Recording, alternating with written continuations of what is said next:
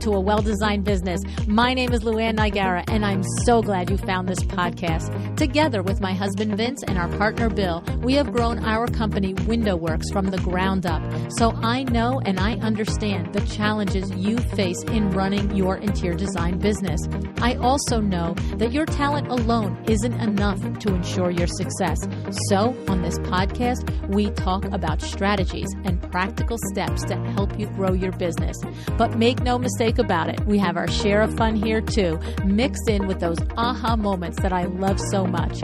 This isn't fluff. Nobody has time for that. Whether you are a new interior designer or a seasoned designer, I am here to help you create and to manage the kind of interior design firm that you dream of. It's straight talk and it's action. Are you ready? Let's get started. Hi, welcome to A Well-Designed Business. It's Power Talk Friday. After 20 years of experience as an interior designer, Beth Bender decided to pivot to follow her passion, which is helping you, her peers, run your firms more effectively and more profitably. Together with her co-founder, Kenda, the Dove Agency was born. The Dove Agency objective is to give you the time to do what you are great at, design. Let's learn how they provide services to streamline your administrative processes, your marketing processes, as well as your financial processes. With the goal and focus on profitability, this meant that I knew, even before I met Beth, that we'd be fast friends. And before we get to the show, I'd like to thank our show sponsor, Kravet Inc. We are coming up on the 6th birthday of this podcast, and knowing Kravet has been here since the very beginning, helping me help you is a pretty incredible thing. If you have not opened your trade account yet with Kravet, please go to kravet.com, Kravet.com. No minimums on an order. Okay, you can order 1 yard of fabric, you can order 1 sofa, you can order 1 rug, you can order 1 lamp. Go to Kravet.com today and use the code AWDB10 and you can get 10% off any one order of Kravet fabric, wallpaper, or trim. Okay, let's meet Beth Bender of the Dove Agency.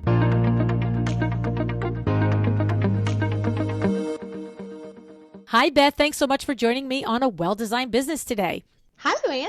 Beth, I have to say, I'm very, very, very intrigued by your company, the Dove Agency. It really seems like an amazing service for interior designers out there, and we're going to pick it apart today. How do you feel about that?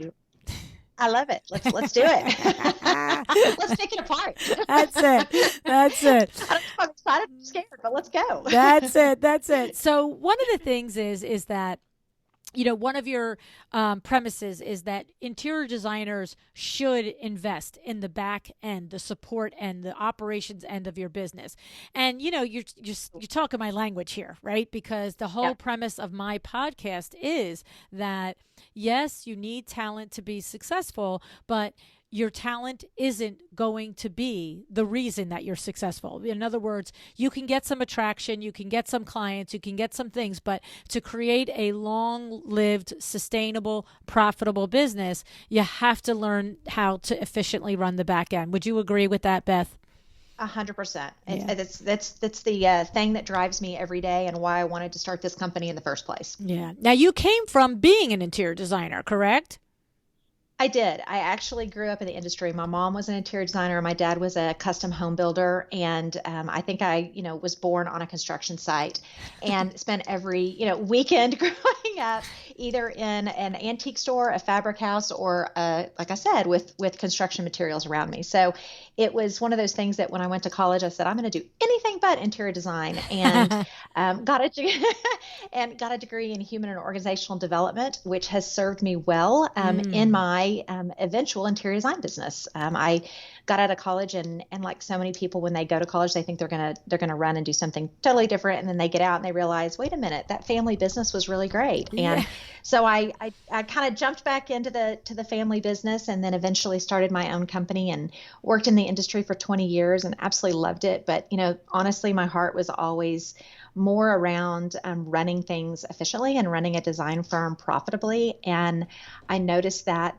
I was really getting bypassed with others that had better skills than me, that were more talented than I was. I felt like my design was really good, but not on par with some of the people around me. But what I did have was an ability to run an efficient and a well-designed business. So that was really where I kind of went back to those human and organizational development roots and said, I need to take this second stage of my career and do what I'm really passionate about and help my peers and my friends in the industry and give them the resources to be able to do that. So that's where we are today.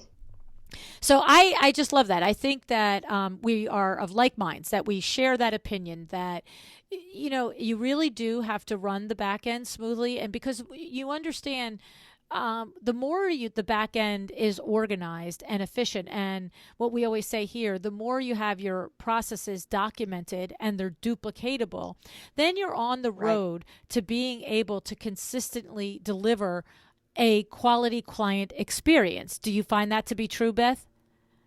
Absolutely. And I think there are so many fantastic people out there right now that are giving some just advice that designers have been craving for a long time. I think that seeing that this has become something in the industry that designers are looking to experts to help them organize their business better and run their businesses better is just a testament to where this industry has gone.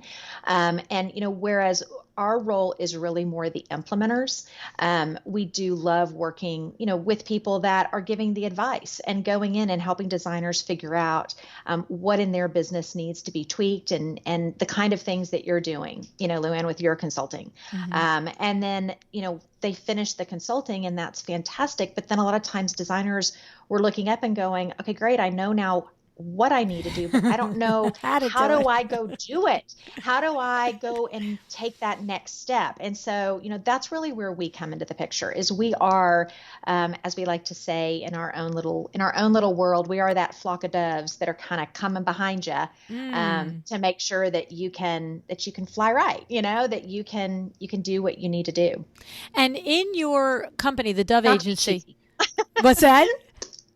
I said not to be cheesy with my Dove references. We have a lot of them over here. Well, and did you come up with the name from the feelings and the visual that you have regarding doves, or is it just a coincidence and then you built it around it? Now I'm just curious.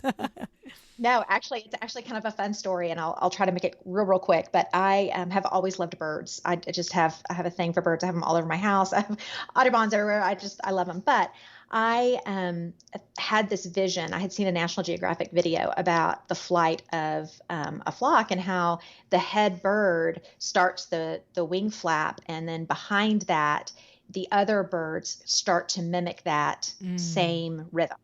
And then when you get more birds, it makes the entire flight easier for the head bird. And so that vision of that had just kind of always been in my head. And I loved that National Geographic video. And I kept thinking, what designers need is they need that flock to come behind them that can get in their rhythm. Not somebody that's going to try to change them or make them something different that they aren't, because every designer is unique and they have their own ways of wanting to work with their clients, et cetera. So they need somebody to get into their rhythm, but make the flight easier, make the journey easier for them. And so I knew I wanted to do a bird, and I had written all these words on a whiteboard of things that in my mind we wanted to do for the interior design business. And I could not come up with a name. And so it was kind of funny. My husband actually came in and he saw all my words, and I said, I want a bird. And he kind of started laughing at me. He goes, well, Beth, it's right here. Design, operations, vendor engagement. There, you got a dove. And I was like, dove, I love it. Oh my, I just got goosebumps. That's bizarre. Well, it was just kind of meant to be. And so, yes, it is the Dove Agency. And what it stands for, though, is Designer Operations and Vendor Engagement. And that's really where we come along and support our designers. That's awesome. I love that story. I can't even believe that we happened onto it by accident. I love that story. I know. And it's so good. I love that it's something personal to you. I love that it actually means something in the letters to the work that you do, and that it creates such a visual. And the part of it that really struck me is that when you said every designer, every business owner is different, and that's okay. Mm-hmm. It's that we all need the team behind us, just in step with us. It's like, just do it this way. And yes, give me help and do all the things, but don't tell me I have to do it a different way. Like, just this is how I function. Let's all Right. do this, right? And there is a way to do that. Exactly. When your team is all in harmony, that's what happens. Because one personality that leads a team is completely different than another personality. So to say the only way for a team to behave or to support is one way is illogical, right? Exactly. Yeah. Exactly. And it's all of our clients too. They work with their clients in different ways. And so for example, if we're working on their procurement, we might have one client who they take 100% up front and they do, they have their finances set up a certain way. And then we have another client who says, no, you know what? I just love to do all the selections and then let my clients go do the shopping. Okay. Those are two totally different business models, but there's a way we can come along and support both, and our biggest focus is, are you profitable? I Yep. mean, at the end of the day, if your business model is profitable, our goal is to make it more profitable, and if it's not profitable, that's where we're going to come in. And I mean, we have the benefit of working with so many designers. We're able to come in and now kind of identify some problems that we see, being repeated in the industry over and over and over again. And we can quickly identify those and say, hey, you know what? You keep working the way you love to work, but what if you changed this one aspect in your process to be more profitable? And that's usually accepted a lot more than, hey, I'm profitable, but you just want to change me to fit into your mold. Right. Yes. It's, I love it. I love it because it's not a cookie cutter. This is the way you do it. It's like you get a grasp and a depth of understanding of their role, their business model, I mean to say. But as an objective expert, you can identify where there are problems that are creating either the inefficiencies or the lack of profitability, and that's the place where you just got to be. This is where you're dropping the ball. Let's figure out how to pick it up. Right? Yeah, totally love it. Totally love it. Now, your firm supports an interior design business both in the financial aspect as well as the marketing aspect. And that is also kind of unusual in the industry, isn't it? Right? Usually it's one or the other. It's very unusual. I mean, I'm not saying we are the only one in the nation. I'm not going to say that, but I personally don't know of another one that is doing both sides. So if they're out there, I'd love to get to know them, because it is definitely I think a unique way of approaching an interior design firm in terms of professional services and professional support to them, because they are two very different trades. I mean, obviously, they're two very different skill sets to be able to support somebody on the financial side and the marketing side. And so we did have to make sure that before we could even launch the company, we had staffed up with the right kind of people in order to be able to support on both sides of the business. But we also feel that for a design firm to be able to have growth and sustained growth, you have to have a two-prong approach. You really have to be able to identify both your marketing needs and your financial needs, and they have to be in step, because we see a lot of people that, they go put all this money into marketing and they get clients and they don't have the foundation or the structure to support it. And so then they end up, failing on those jobs, or they're overwhelmed, or they're stressed out, and then they go, okay, I'm going to do no marketing now. I'm going to quit my marketing and just focus on these couple of clients, these couple of big jobs that I have. And those couple of big jobs come to an end, and then they're standing there going, what's next? Because they didn't keep the focus on a sustained marketing plan. So we are definitely big believers in consistency and having a kind of a back office that has the abilities to sustain somebody's growth versus a start and stop mentality. Well, and that is, what we see so often in businesses is that start and stop mentality, right? And it's not even, what's funny is I don't think begins as a mentality. It just happens and then it Yeah, becomes a habit, right? It's like busy, absolutely. busy, busy, Absolutely. busy. Oh, slow. Okay, go market. And, one of my partners in Exciting Windows, he comes from a 40-year career in marketing of, multi-billion dollar budgets. And his thing is, it's a joke in Exciting Windows. Steve says, always be marketing. You always are Yes. marketing no matter what's happening. And you agree with that, right, Beth? 100%. Yes. 100%. Yes. I mean, I think that, the way you're marketing your business, it's really, and here at the WHC, we call it brand development. You're really continuing to develop your brand, and your brand should never get stale. And, yes, even if you're a solopreneur, you still have a brand that you have to present, and kind of getting a strong understanding of what that is and a strategy around it. And even if your budget is teeny tiny, there still has to be a strategy, for sustained growth. So that's something we're firm believers in. I agree. It's funny, just to mention Exciting Windows again, because it's just so appropriate right here. We had a conference last October, and Nicole Heimer of Curio Electro spoke at the conference, and her presentation was, what should you spend on marketing if you have $1,000 a month to spend, $5,000 a month to spend, or $10,000 and above, right? Yeah, Very interesting. It was. It was really great. It was a great presentation, and she really laid it out. And basically, what I loved about it, and it makes so much sense after you see it and hear it. But I was, I was like, oh, that's so clever. I want to listen to that one. Yeah, it was like, for up to $1,000 a month, it's like everything in this column is what you do, and then 5,000 was everything in column one. Add these, and then 10,000 or plus, it was everything in these two columns. Add this, right? It was very, very well thought out and clever. And yeah, I mean, it's interesting because recently I was having a conversation with someone that's been in business for more than 6 years and is hitting more than $1 million in gross revenue, which is, nothing to shake a stick at in only 6 years in business. Absolutely. But yet in the conversation, it revealed that all of the clients are driven by referrals and repeat clients, that they're not investing any actual money in marketing. And I just looked at that, and I looked at my husband, Vinny, and I was like, well, that's not good, right? He's like, no, that's not good. And so it can be weird for somebody. Have you had conversations, Beth, with designers that are like, well, why do I need to market when this is happening, right? Absolutely. And what I usually say to that is those referrals, they might say to themselves, I'm not investing anything in marketing because I'm all referrals.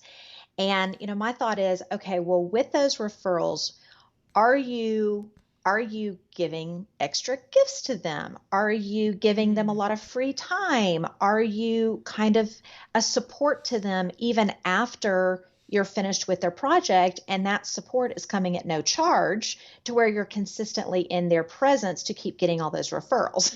So it's some level, that you might be actually have a cost there that you don't even realize you have to keep those referrals, because a referral strategy in and of itself should be a part of your overall marketing strategy. It should be a big part, but it's not enough to sustain growth long term for a designer. And so, kind of when we start breaking it down, a lot of times it is, oh, well, yes, I do this with all of my old clients, and I do make sure to do this and this and this. I'm like, okay, well, there are hard costs associated with that. So don't think you don't have costs associated. It's just, how much? Right. Spending there, And I love that you literally called it out, that you should have a referral strategy, and it is a thought out thing, and you should be investing in it, right? And whatever that is, depending on the size of your business, it could be, $500 a month, or it could be $10,000 a month, right? Exactly. And so when you are working with somebody, I love that you do the finance part as well, because I can recall, and I won't say her name, but she knows exactly who she is. She called me after we met at High Point a couple of years ago, and she wanted to coach with me. And she said, what I really need is to get my marketing underway. I definitely want to hit 2 million in sales. This is it. I've been hovering around at 1 million, 1.5 million for several years. I want to hit 2 million. Then I want to go on to 3 and 5. And she said, and I think you're the person to work with me, yada, yada. And the thing was that we got started talking, And that's why I love that your company encompasses both sides, because as I was speaking with her, it became so obvious that there was a personnel problem, that there was an employee problem happening, and that and ultimately what I said to her in that little strategy call was, no, I'm not. No, I'm not gonna coach with you. I said, because we could build your business out to the $2 million this year, but you don't have the foundation to support that business, and you will end up taking dings to your reputation and your potential referrals without this. Your team is not your team is not solid, and I highly encourage her to hire my cousin Eileen Hahn, who is an expert on building teams and hiring. And it's so funny because she's a strong businesswoman. And she was like, nope, that's not what I need. I want to hire you. And I was like, finally, we were back and forth, and she's become a great friend, and she's a great lady. I was like, I'm not doing it. It's not happening. And I said, because go do that and then come back to me. And I said to her, but I bet you, because of the way the dynamic of the problem was in the firm, I said, but I bet you, because in an hour, I got to know her really well, and she's such a good businesswoman. I said to her, but I bet you, once you get this resolved, you're going to just sail right to that $2 million. And it's exactly what happened, And so you do have to you can't just say, let me market something, or let me just do this one thing. It has to be somewhat holistic, right, Beth? Exactly. I mean, I think that if you don't have that financial foundation in place, spending any money on marketing it's dangerous. I mean, it's dangerous for your business, because if you all of a sudden do win that dream project and you can't deliver on it because you don't have the staff or you don't have what you need to be able to do that, you're not only going to lose that referral, but you might lose all the residual, business that would come after that. So we always, when somebody comes to me, and a lot of times people do come to me, and I have the first call with anybody that works with, that's going to work with us. They'll call me up and they will say, just kind of like that woman did with you, LuAnn, they'll say, I want to talk to you about, public relations. I want some editorial exposure. Or they'll call me up and say, I want to talk to you about social media. Or I want to talk to you about just procurement. And they come in with just one thing. And, in those first conversations, I always try to kind of lead it back to, let's talk about just the big picture first. Do you have a strategy for if you get these clients? Do you have a solid foundation to be able to take a huge client on? And typically it's, well, if that comes, I'll go get the foundation. I'll go get those people. And I'm like, no. That is going to be the last thing on your mind when you see that dream client walk in the door, is now I'll go put that into place. It's better. Let's get this foundation built ahead of time. And a lot of times it's not even major tweaks that's needed. It's just something little that they're missing in their overall big picture. And most often what I find, it's bookkeeping. I think so many designers, what you said, it's the start and stop mentality, because they are so busy that there's this idea of, I do this run all the way up to when my sales tax is due, or when I've got to get my numbers to my accountant for my federal tax filings. And then I give them a whole bunch of stuff, and they're going to tell me what I'm missing. They're going to tell me what else I need to give to them. And, when we talk to our clients, we say, we actually do their reconciliations weekly. So when we have a client and we're doing their books, we're actually doing their reconciliations every single week. It takes us no more time to do it weekly than it does to do it monthly. And if we're doing their books weekly, then when they come and they say, hey, can you pull me this report? Or I need to look at a profitability report. Or, hey, this amazing opportunity came around for me for some marketing or some advertising or a show home or whatever else, or a trip that I want to take. I want to go to High Point or whatever it is. We can actually look in real time and go, is this a wise decision right now? And we can look at their business and be able to pull the reports when we need to. If you're only doing that once a month, then you're in a situation of, what if it just so happens that in that moment that you pull those reports, you just pulled in 2 huge retainers? Right, okay, right. things might look a lot different than they do. And, so looking at their accounting, both, from that holistic view of, we're not going to look at this just once a year, or we're not going to be managing your books just so you can file sales tax and just so you can do your federal tax filings. We're actually reconciling your account so that you can make business decisions. And that's a real shift for a lot of our designers, to consider the importance of that. And then once they get in the habit and they start seeing how it helps them drive decisions, then there's no going back. Then it's almost like they feel handicapped without it. Right. Well, it's the transformation that Lisa Gilmore had when she finally wrestled the demon of the finances and paid attention to it and learned it. And you have to go back and listen to her episode. We'll put it in the show notes. But okay, I will. She definitely, she had all of the markers for when we fail to take care of our finances, and all the way to a big moment that she talked about. And, but when she finally, it was almost like she like literally hit rock bottom. She was like, "This is ridiculous. I have this $1 million firm. I think she was doing 875, and I don't have any money. Like, I literally don't have a dollar." She was on a trip in Africa, I think, or South Africa, and had to call her mother for money to get home. And she's like, "This is the height of absurdity, frankly." You know what I'm saying? How is this happening? Yes. But when she came back and she really took ownership, and now, like, the transformation is, it's Finance Fridays. She coined the phrase Finance Fridays, and she cannot wait every week to get in her books and to review it. And it gives her such pride and pleasure and accomplishment and all the things. It's just like anything else that we learn and that we master, right? It's exciting to know that we've accomplished something that seems so impossible to do.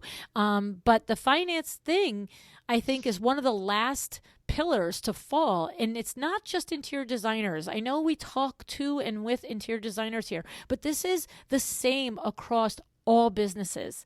This is the same across all businesses. And it is the reason why the statistics of a small business not lasting X amount of years, whatever it is, it's for this reason. So I implore designers through experts like you to learn it and take advantage of it. But I never want a designer to think, well, we're just creative, so that's why we can't do it. Guess what? Exactly. The wallpaper guy isn't any better at it if he doesn't take the time to do it. And there's, and maybe there is something creative about hanging wallpaper, but, the guy who fixes your car is not, you could be just as guilty of not owning the finances. But the other side is so gratifying. Do you find that with the people that you work with, Beth, that the other side of it is just like singing from the rooftops? Absolutely. And I think, what's fun for us is when we first start doing this with our clients, and, they're realizing that, every week they're going to get what's their open items list. These are things that we don't see anywhere in your system. If you're working with a dedicated design, integrated system, like there's so many out there, but if you're working with a dedicated project management system, or if it's in QuickBooks, whatever their system is that they're using, we're going to look and say, okay, we can't reconcile this because this is an open item that we don't see anywhere. We don't have a receipt for, we don't know where this is. And when they start looking at those open items, I can't tell you how many times designers will say to us, "Oh my word, I went to Round Top and I bought all of this stuff, and I totally forgot that I had bought those 3 things." Whoa. And I totally forgot to invoice the client for them. Oh, and, whoa. there's this moment of like, oh, wow, how many other times have I done that? Where, even though, or a rogue delivery fee, or a receiving charge, or all these little things that hit designers' credit cards that, when they start adding up, they can make a big dent.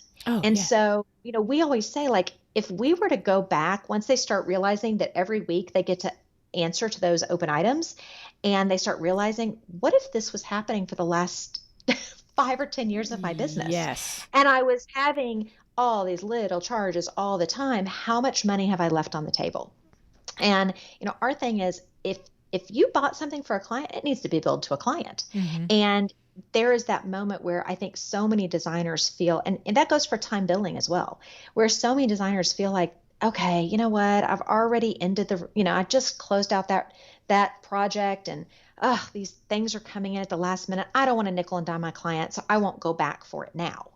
Well, had they been looking at it, you know, week by week, that would have never happened. Right. They would have never lost that revenue. So that's where I think is real exciting, is when the clients start to see there was real money being lost.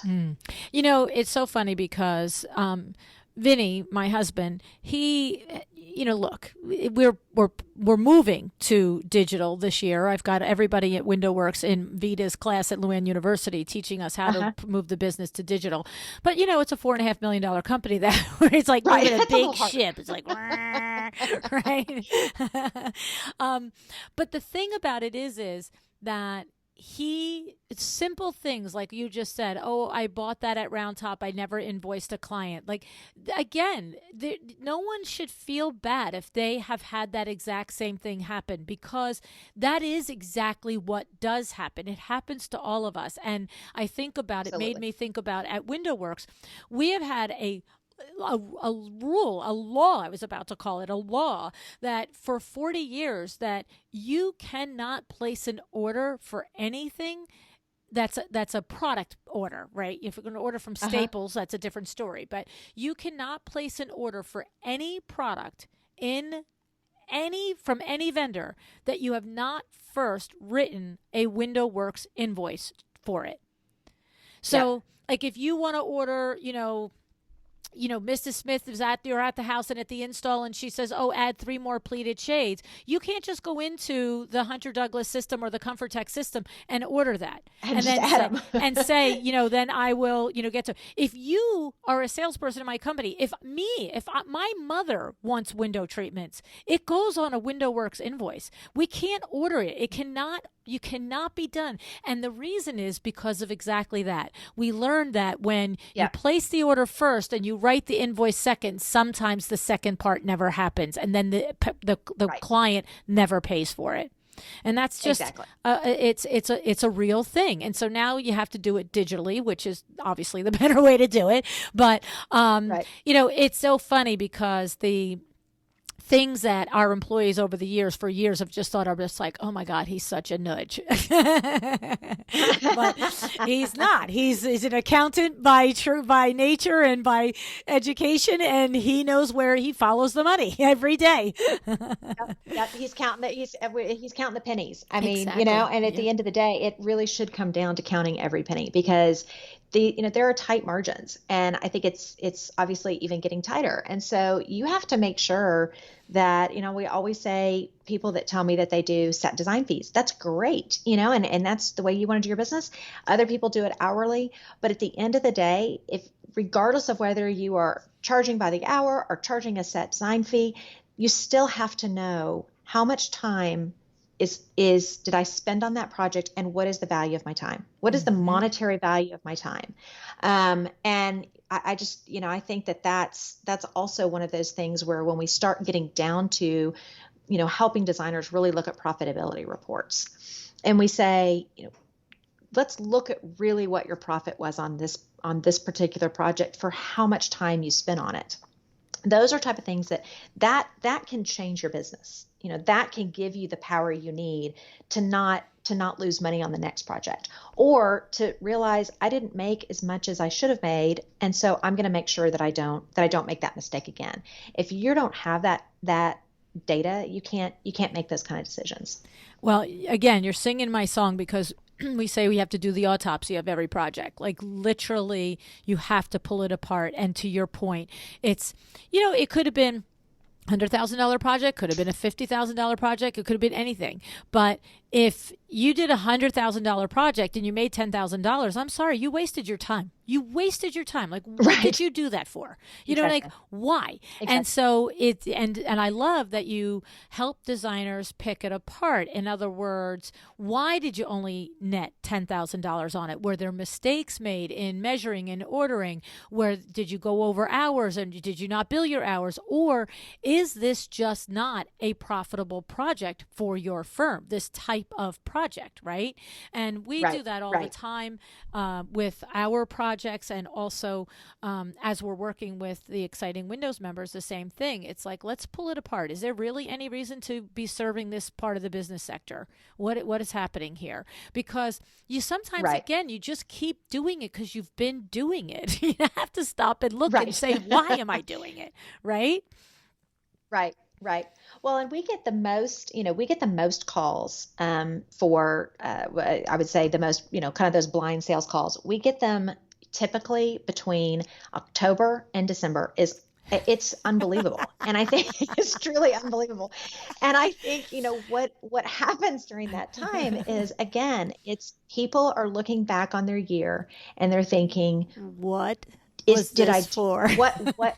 what was it for? And what's fun is talking to those people who really have a grasp on what do they want for the next year. Mm. When somebody comes and they don't really know what they even want, that's Hmm. harder to jump in and support them, because like I said, our goal is not to be that lead bird. It's not to be the head of that flight. I mean, we're looking at it and going, you're the business owner. You're the one that has your goals. You know what you want to do with your life. We're not coming in and trying to change that. But if you can't give me just a clear understanding of what you want, then it's very hard for me to come in and say, let me pair you with these team members, because I don't know where I'm going with you. Exactly. I Well, don't I know how mean, to the help you, truth is, you you know? can't get somewhere if you don't know where to go, right? You just can't. It's so funny because I was just talking to a designer recently. I'm trying to think, and I was using the analogy of a map. Oh, I know who it was. And we were using an analogy of a map, and I said, you're in Texas, I'm in New Jersey. You're a smart person. If you just got in your car, you could get to New Jersey eventually, right? You Uh-huh. probably have an idea that if you drive north, at some point you're going to hit Route 80. And somewhere in your life, you probably heard that Route 80 goes from California to the East Coast. So Uh-huh. if you just kept going north, you'd eventually hit 80. And if you get 80 and you go 80 east, you're going to run into me. It's going to be good. We're going to see each other, right? I said, but how long is it going to take you to do that? So if you decide, though, beforehand that I'm going to visit LuAnn in New Jersey, and you map it out, you're going to get here. You're going to get here on time. You're going to get here on budget. You're going to get here, all the things.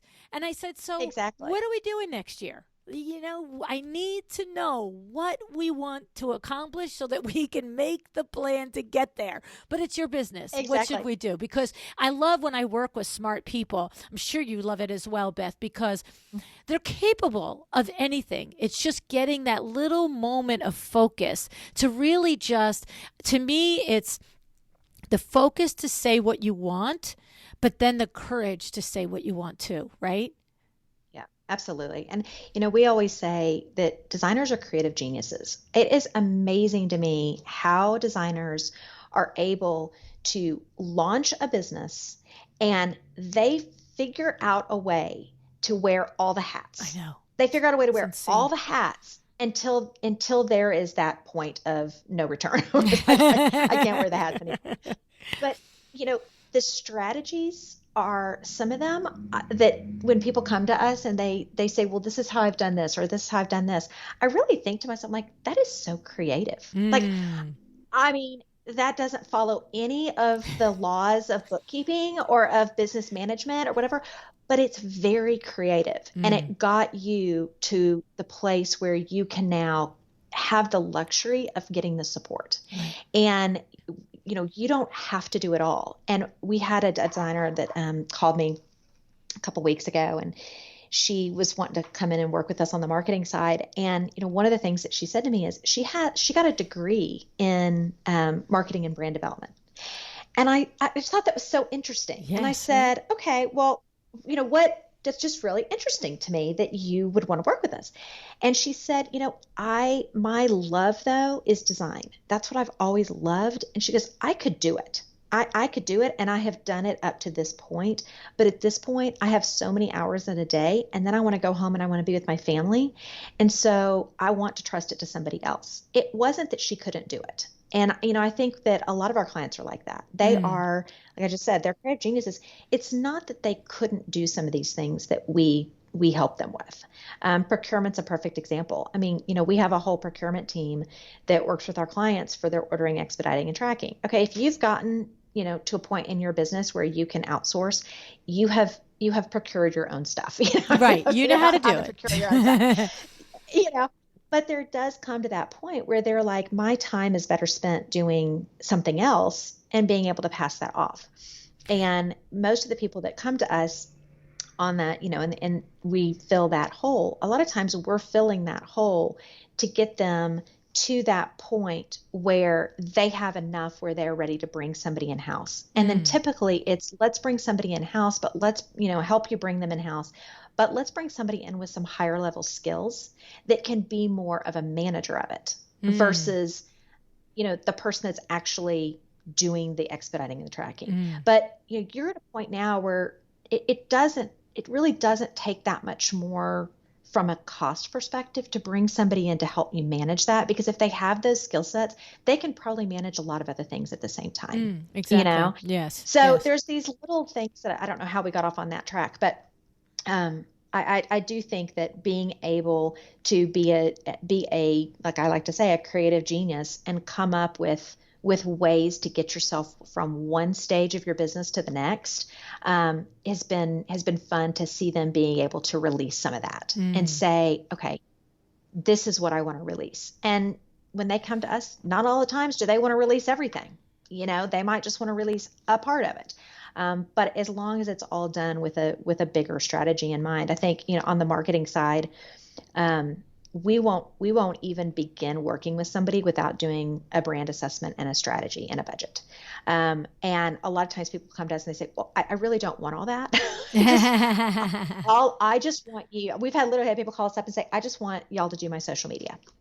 Okay, well, we are not going to just do your social media. That is not the purpose of our firm. There are great people out there that's all they do. The purpose of our firm is, if you want to come in, you're going to go through that full strategy assessment and budget, because that's how we feel like we can best support your growth.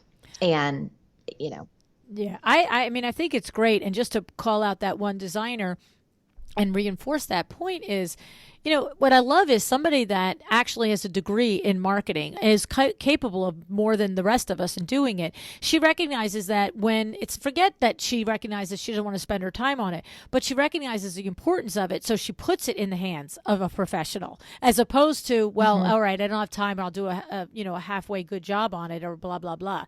So I have a question for you.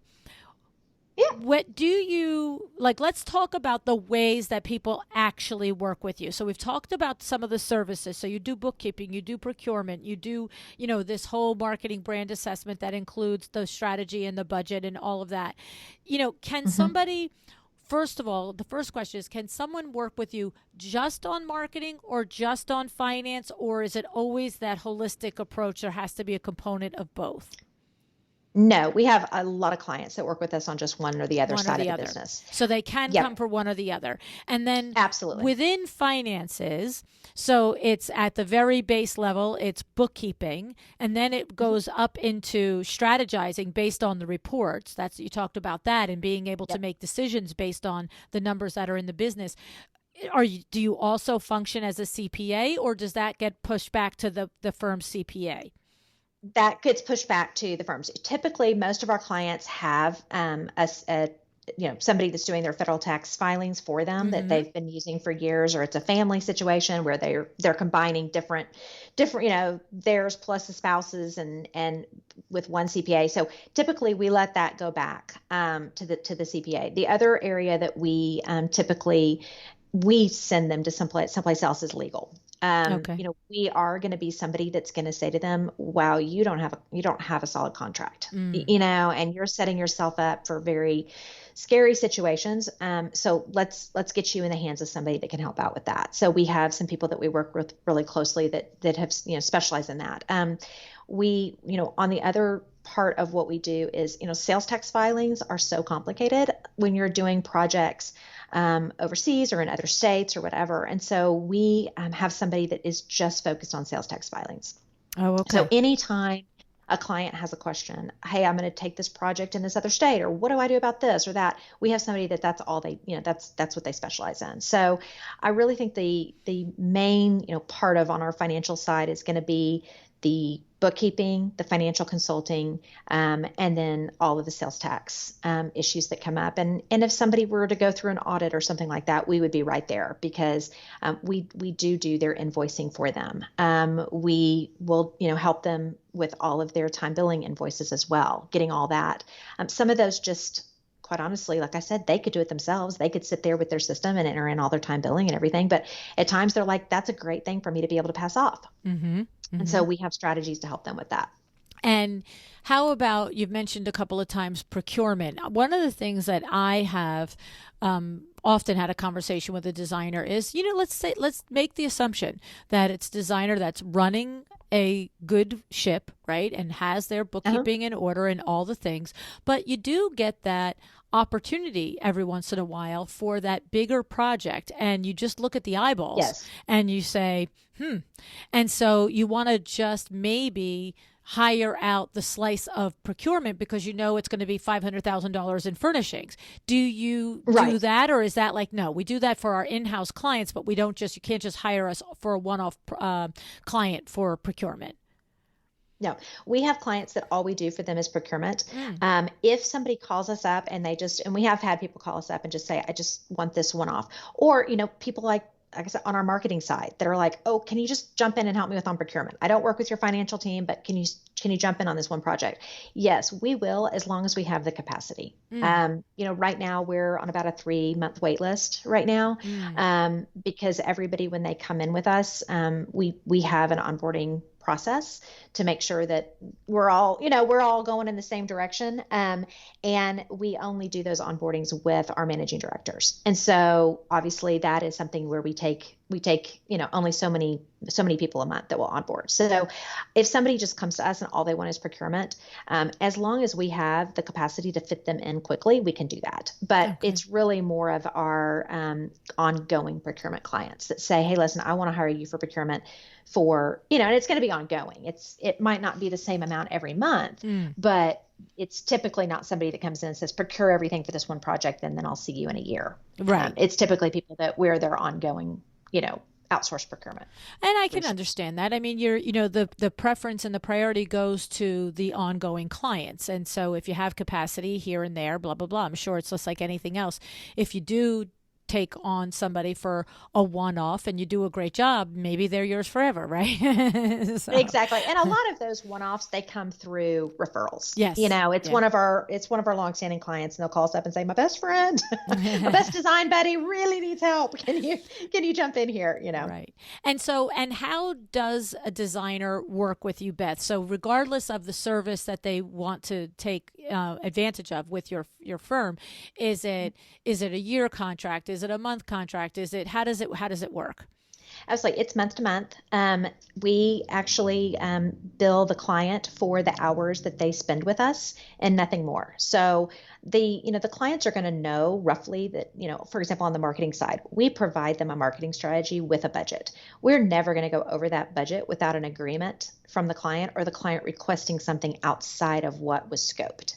But we bill for the hours we actually work. And if that month they come in under budget, we're gonna bill them for under the budget. On the financial side, it's the same thing. When it comes to bookkeeping, it's really how many transactions did you have in that month? Well, there are times when a client is doing a ton of procurement, they're going to have a ton of transactions that month, versus another month where they might say, I'm going to go on holiday for 2 weeks or 3 weeks here. Their bookkeeping bill that month is going to be much lower. So it definitely is something that fluctuates for our clients. And I think our clients like that approach versus a retainer or a set fee, because it gives them the freedom to, again, manage their business the way they need to and know that the costs are flexing with what they're doing in their business versus I have this set cost that I know is going to be there for an entire year. Okay. COVID is a perfect example. When COVID hit, when I'm not like it's over, it's not over, but when it first, when everything first happened, we the first thing we did was we knew, everybody was going home.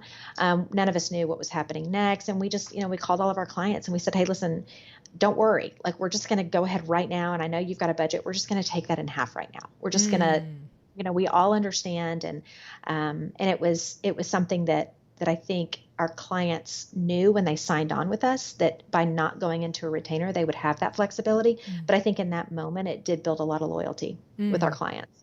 Because the work was there. You could have, say somebody budgeted you for 10 hours. I'm sure just because COVID hit, the second it hit, we all know there was X amount of work that continued, but you just consciously said to them, we're going to pare it back to 5 this and only do what's critical, yada yada, and then give you a chance to breathe and see what's going to happen with this. Exactly. And so that was definitely, and I think that that's something that, whether it's a, global pandemic or it's something in somebody's personal life, that they didn't expect, and they're thinking to themselves, I want to be able to have that flexibility, that if something happens, I'm not locked into a really long retainer. Well, and I was wondering, go ahead. Sorry. No, I just was saying it was something that I had wanted in my own business, and I had looked for and tried to find and couldn't find. And so it was one of the reasons that I wanted to structure it this way. I love it. One of the things that made me think of is a question I had a moment ago was, in order to really, like you said, the pandemic is one thing, we all knew about it. But when something happens in someone's personal business, in order to know that, and in order to know that whether it's a situation where it would be helpful that you're not but billing the agreed budgeted hours, or it's a situation when their budgeted hours are 10 and you're heading for 15 or 20 because of whatever's going on. It seems to me that there has to be a lot of in each other's space. So are there weekly meetings? Are there monthly meetings? Do you have different, like if you come into and you work with the Dove agency, the same person is going to be my point person for finance, and the same person, a different person, is my point person for marketing, so that you actually are getting to know these businesses at a more intimate level, Beth? Yes, absolutely. You have the same person that's your dedicated procurement associate, or your dedicated bookkeeper, or your dedicated financial, consultant. And same thing on the marketing side. If we're working with somebody, they have their dedicated account manager. They know, they get to know their managing directors on both the public relations and the brand development side. And so, those relationships do form. And that was something that I did love when I was doing design, was the relationships I had with my clients. And I wanted to make sure that this stayed a relationship-based business. So, that's one of the reasons why we only onboard so many people in a month, is because, it takes time to be able to build that foundation, to then be able to know that, okay, we know enough about that person that, we know when our clients have a baby. We just had a client have a baby. We know they're having a baby. So we're not going to be sitting there going, hey, let's do a major, marketing push this month. Let's do a show house. You got nothing but time on your hands, right? Exactly. We're going to really, it goes back to every one of our designers, they run their own unique business, and it's our job to know that and know how they work and support them, not to try to override it and tell them how to run their business. I love it. I love it. And one of the things that I read about you, Beth, is that you created a platform called Designer Discovery. Tell me a little bit about that. Yes, well, Designer Discovery. I like to say this is not my day job. I like to put an asterisk next to it all the time because it was something that a friend of mine I don't know if you're familiar with the Cypress Group out in California, but Joseph runs the Cypress Group. And when the pandemic, first hit, I called him up. I had been around Joseph at some markets and at High Point and everything. And I called him up, and he works with a lot of fantastic brands as a communication strategist. And I called him up and I said, okay, I'm really worried because we have all these designers that need to be able to stay connected to some of the smaller brands that maybe don't have the huge marketing budgets. And where they meet those brands and where they connect with them is at places like High Point. And this is when we had just found out that High Point was not going to happen. And I said, I know you, Joseph, work with a ton of these smaller brands and some bigger brands as well. How can we maybe just keep the conversation going between our clients? That was kind of my initial thought. And as Joseph and I started talking more and more about it, we thought, well, okay, let's just pair up your designers that you work with our brands, and let's let them just naturally discover each other. So we'll present a group of 15 designers each month with 6 brands and let them go discover whatever they want to about those brands and talk about them on their Instagram. And then the brands will repost it, and it will just be organic. And it was kind of one of those, let's do this just as something to all have a kumbaya moment during a really tough time. And what ended up happening is the designers loved it, the brands loved it. We had other PR and communication strategists around the country that reached out and said, "Hey, I have some brands, or I have some clients that I would love to get involved in this." And really, over about 4 months, it just kind of snowballed. And I fortunately had a marketing team here that had a little time on their hands when we had a lot of clients that needed to put some stuff on hold. And so I said, okay, let's go build a platform for this. And we built the website that now houses all the content and all the discoveries and all the happenings. And we had a bunch of brands that came to us and said, hey, I want to have a bigger presence with this, so let me be one of the sponsors. And so they came on board, and it just kind of snowballed. And at this point, like I said, it is not my day job. It is not Joseph's day job. It runs, I'm not going to say it runs itself by any means, because we still definitely run it, but it is driven by what do the designers want and what do the brands want. And so, for example, this month, everybody's busy. It's coming up on the holidays, Nobody's thinking about, can I go discover 4 brands and put them out and talk about them on Instagram? And that's not the time we're in right now. So what we did is we looked at every one of our past designers. I think we've got upwards of 120 maybe now designers that have been involved in the program in the past. I think, don't quote me on that number. But we were able to go to all of them and say, we're going to go to all of your accounts, and we're going to find one fantastic picture of entertaining, dining or kitchen, just a fantastic picture about entertaining. And we're going to profile those for the month of November, because everybody's thinking about their tabletops and their dining. And it's been fun to watch that unfold. Wow. So that's not to get too far in the weeds with designer discovery, but it has been very organic, very fun. It's been a way to connect with people in the industry, and we will see where it goes next. It is a work in process and evolving as designers and brands tell us what they want out of it. Interesting. It's so interesting. And designers can just join up, or is it just a matter of following on social? Like, how does it work? Yep. Follow on social. It's on Instagram. It's at Designer Discovery. Go look at the website. We have some fantastic brands that have profiled some of their fun new features on there, or new lines. And the other thing is, if a designer says, "Hey, I want to be a part of that network," all they have to do is send an email to info@designerdiscovery.com. It's on the website, and we will get back to them, and we will add them into our roster of designers. And they can go on the designer list and see all the past designers. And then each month we send out an email to all the designers saying, "Hey, here's what we're discovering now," and then they get to go discover. Wow. That's so let me just clarify on that. So you send an email that we're discovering what? Say, pick something that you're discovering now. Tabletops. Okay. And so then what happens? They can go to any one of their posts that they have. It can be an old post, it can be a new post that they're going to do, and all they need to do is tag at Designer Discovery on it, and then we're going to repost it. So that there's this one central hub for where all these designers are discovering. Okay. So another month it might be, a beautiful range from Monogram, or any Monogram appliance, and because that's a brand, maybe that's part of it. And exactly. Somebody could post it, or it could be a Cravat, a job that you did window treatments of the Cravat fabric, and you're saying we're featuring Cravat this month, and boom, Exactly.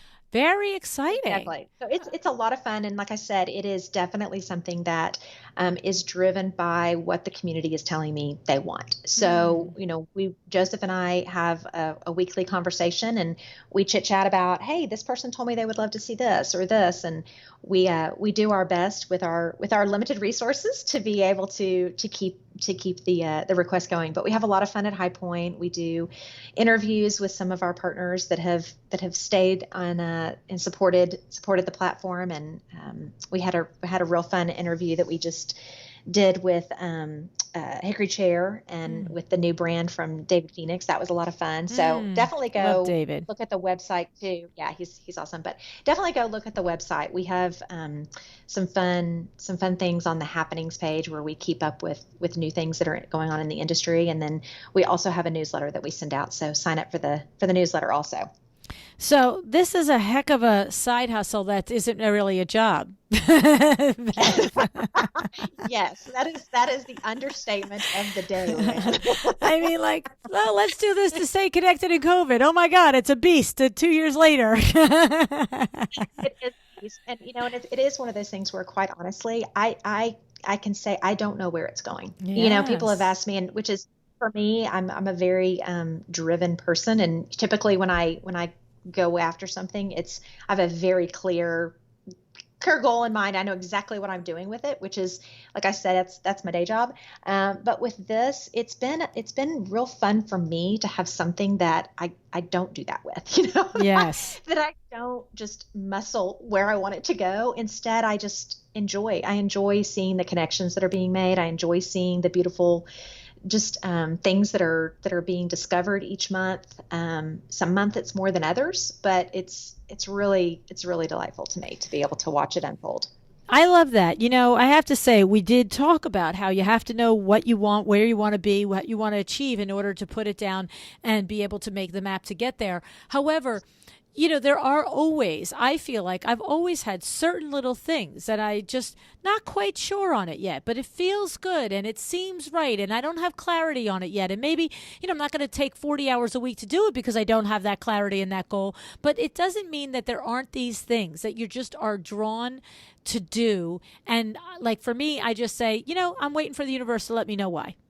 Right now it feels good. I want Exactly. to do it. Exactly. Well, and I think during that time, when we were not able to go to markets and we weren't able to see each other, being able to see, what was going on in their heads and what were they thinking about and discovering, and to see it unfold like that in the design community, it was definitely uplifting.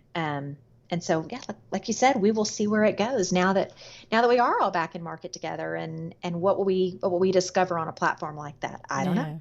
Yeah. Yeah. And I think what it is mostly when we do things like that, it's because there's something that does feel good about it and feels right about it. Mhm. And so we don't require it necessarily to be a revenue generator or something at the present moment. It's just like, let's just see what happens with this, right? Exactly. Yeah, it's doing Exactly. good things, creating good vibes, supporting people in a positive way, and sometimes that's okay for forever or for a period of time. So, Exactly. love Well, I it. hope a lot of people will come follow it and get Yeah. all the good feels that we get Yes, I from it. love it. I'm 100% sure you're going to get a little crash now of all the new people. That's a good thing. That's a good That'd be thing. great. That'd be great. Well, I just love, the intention that you have set up around your business and the way you carry it to the designers that you support. I think it's Thank you. outstanding, and I'm sure that many people probably come to you feeling a little floundering and feeling a little lost and feeling a little uneasy on their feet, but probably learn very quickly through example and through your advice and through the things that you do for them and with them how to actually run the business well. And then what happens is, my guess is that the business starts to run really well and they're able to take on more and bigger and better projects. And so they're quite happy to keep having you the one that does the things, because in the beginning maybe they came because they Yes. needed the help, but now they've created the business that supports just keeping you in your lane and them in their lane, right? Exactly. Exactly. And it's fun too because we had a designer who did, say, okay, they were doing a lot of business, and so their bills with us were higher, and they came to us and they said, okay, should we take some of this in-house? And from a financial perspective, yes. On a financial level, yes, at the level that you're doing, it would be a good idea to have this particular role fulfilled in-house. However, this particular designer said that would mean I would have to manage that person. Mm-hmm. And that would take me out of the lane of doing what I love. So, there is that balance between, okay, there are financial decisions that it might make more sense to bring it in house. But on the other hand, it would take them out of doing what they love. And this particular designer is at an inflection point in their business where they have the luxury to decide. She said, I have the luxury at this point to decide whether or not I want to fiscally, Well, you say here all the time, you're going to pay in money or time. Which one do you want to pay? That's what exactly. And so she said, what am I going to pay in here? And she decided, I don't want to manage people. No, I know. I don't want to do that. Right. She said, if something happens and one of our procurement associates decides that this is not the career choice for them anymore, we have 5 others in the background that we can backfill. So it's not, their business doesn't ever hiccup. Right. I love that because you do get to that point in your business. You get to that point. The first place you get to your point in your business, Beth, is when you're a brand new business owner and you're doing everything, and all of a sudden things start to pick up. And I'm talking like really early in the beginning, and you just can't get to everything, and you're up at 2:00 in the morning. And the first thing we look at is, well, what are you doing at home that you don't have to do? Are you cleaning your house? Are you driving kids back and forth to school? Are you doing grocery shopping? Like, that's the first and easiest thing to offload, because then boom, that just creates that 3 hours, and now maybe you're not up till 2:00 in the morning. But when you get to the level of the business of the designer that you described, it's the same thing. It's exactly. I'm here. Okay, I could take it in. I could afford to take it in, but now I got to spend 4 hours a week managing that person. Never mind. I don't want to do that. Here's the check. Thank you. And I love that. And that is the thing. We have these decisions, these opportunities at every level of our business, because we are smart, capable people.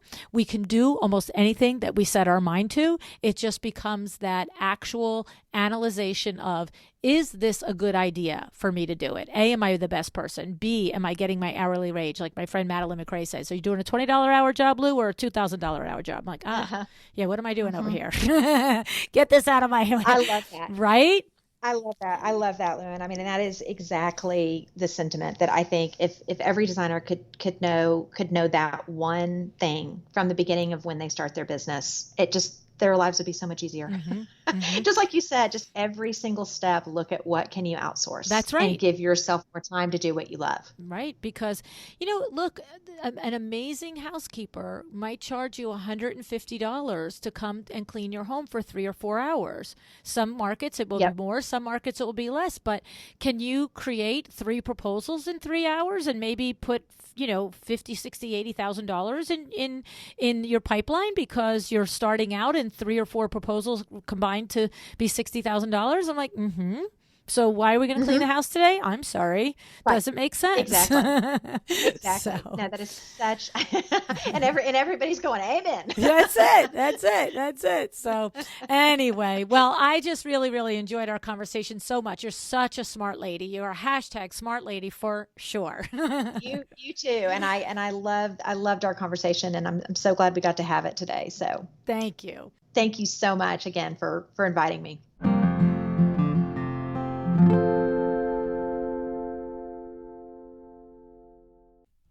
No matter your business model, you do have to ask yourself, do you have a strategy in place if you were to land that dream client? Because, you can ruin your business, your reputation, if you don't have the staff in place or the financial foundation in place when that opportunity comes along. And Beth and her team are there to help you. Like I always say, be prepared to get lucky, right? Beth knows just as I do that many of the problems that plague a business are the result of poor, inconsistent, and not good, solid practices for bookkeeping, right? I love that the Dove agency does their clients' reconciliations weekly. I love it even more if you know how to do it yourself, even when you do hire someone else to do it. And this is exactly why we have Online Bookkeeping 101 at LuAnn University. Kathleen Anderson teaches you everything you need to know so that you can do it yourself, or you can hire it out and monitor it, right, to someone like the Dove Agency. What I know unequivocally is when it comes to your money, you have to know it so that you can track it and make it work for you. And how about when Beth talked about the designer discovery that she started with her friend Joseph? That when the pandemic first hit, Beth called Joseph Aldrich of the Cypress Group, and the two were worried with High Point being canceled. How were you guys going to stay connected to the smaller brands that may not have the big marketing budgets to pivot and go to plan B once High Point was canceled, right? And this is how Designer Discovery was born. Each month, Designer Discovery presents a group of 15 designers with 6 brands and lets them discover and talk with each other. Everyone loved the idea. PR and communication strategists from around the country started to reach out with their brands and their clients. Driven by what the designers and the brands wanted, within 4 months, Designer Discovery snowballed. And as wonderful as Designer Discovery is, I think it's interesting to note that Beth shared with us that she isn't quite sure where it's going. Not in a bad way. It's doing great. But the idea and the thing is that we sometimes aren't always sure what the end game is. And that can be okay as long as it isn't distracting us from our primary goals and focus, right? So Beth isn't sure where the Designer Discovery is going. But while she pursues it, she's not letting the Dove Agency run off the rails, right? So sometimes if you're doing something good and you're helping others and you enjoy it, sometimes you can give something some rope to see where it goes, right? Now, in fact, I want to tell you a little story. We had a designer join us at my last Power Talk Friday tour in High Point 2021. And if she's listening, she's going to recognize herself. This is a pretty incredible #smart lady. And she has a good design business. And she also has this idea that she's absolutely passionate about, right? And she sees it as something that she, in her core, knows she must incorporate into her life and her business. But right now, she just isn't quite sure how that will happen. She hasn't really figured out the way to build this service calling that she has into her business model. However, having spent a day with her, learning about her drive, and her talents, I'm 100% sure that she'll figure it out. All right. And I've had these things in my life that I felt, the same way. I wasn't sure what the results that I was looking for, but it felt good. And my intuition was telling me to go for it.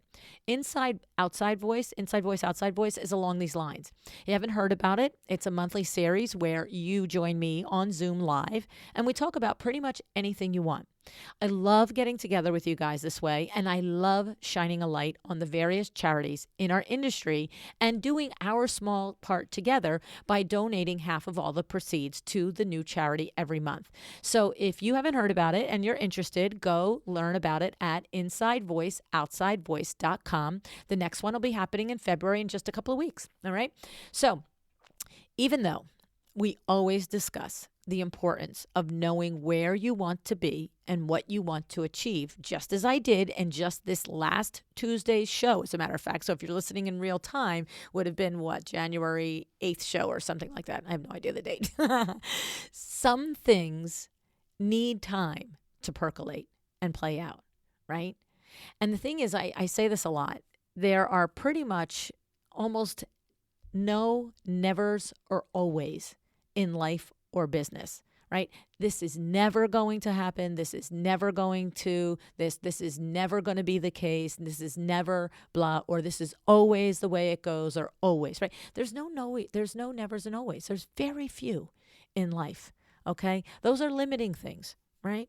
And so sometimes you can play something out and see where it will go. You just don't let your main thing go off the rails, like I said, okay?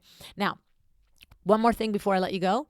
If you have never been to the International Windows Coverings Expo, all right, there's no better year than this year to check it out. First of all, it is happening in person finally, right? In Fort Lauderdale, of all places. I mean, do you need an excuse to go to Fort Lauderdale? Okay, you have me at hello right there. But I also want to share with you the incredible speaker lineup that is going to be down there in Fort Lauderdale. I'll be there. and I'm going to be presenting the 7 steps to successful negotiation. Okay. So if you are needing to negotiate with contractors, with trades, with vendors, with clients, come on and let's talk about the best ways to do that. And then here is some of the other presenters, okay?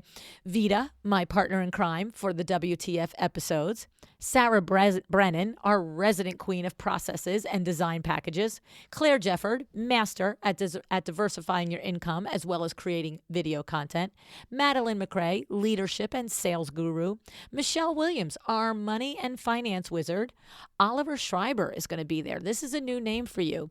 He is one of our most successful, exciting Windows members, and you are going to love getting to know Oliver. Outstanding gentleman. Okay.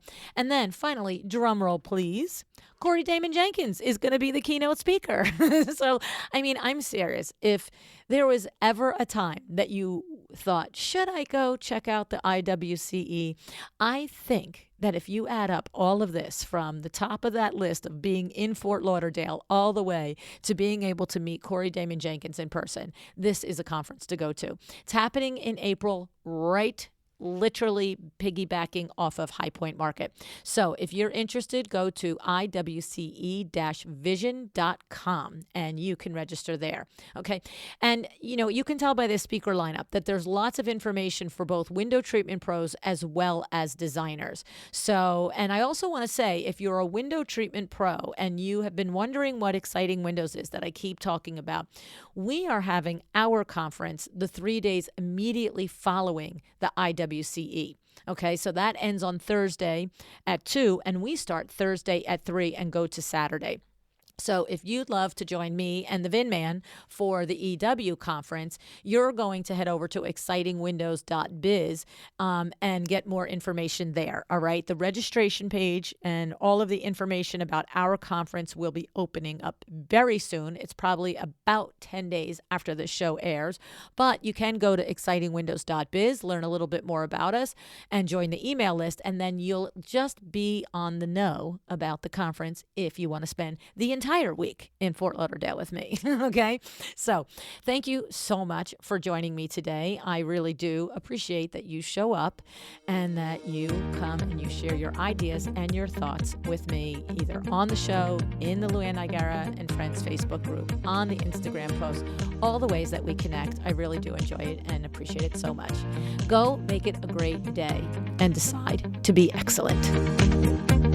Thank you so much for joining me again today. This podcast is a production of WindowWorks, your resource for custom window treatments and awnings. To learn how we can help you on your next interior design project, go to www.windowworks-nj.com.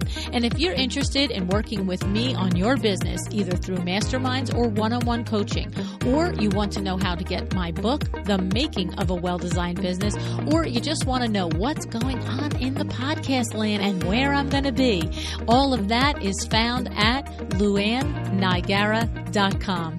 Thank you so much. Have an excellent day.